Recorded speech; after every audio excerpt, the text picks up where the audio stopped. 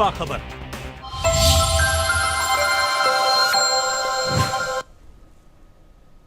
Welcome back, viewers. Our focus remains on to the top stories that we are tracking very closely.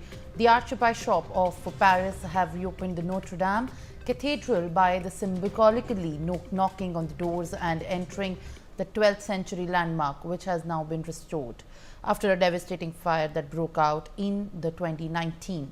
US President-elect Donald Trump sat on the front row as the guest of the honor next to the French President Emmanuel Macron, with invitees marveling at the freshly cleaned walls and the new furniture.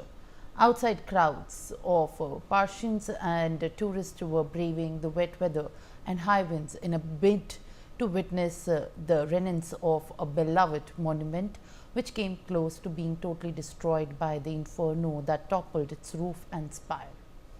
The deadly fire had broken out on April 15th in the year 2019, just before 6:20 p.m. local time.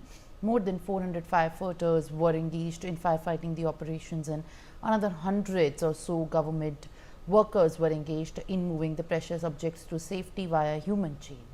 Most of the wood and the metal roof and the spire of the cathedral was destroyed, with the third of the roof still remaining 2 days after on the April 17th. Now, Emmanuel Macron set a 5-year deadline to restore the cathedral, and by September of 2021, donors had contributed €840 million to the rebuilding effort.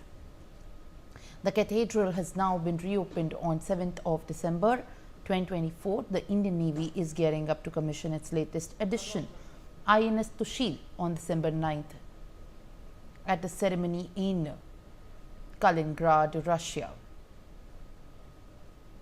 This multi-role stealth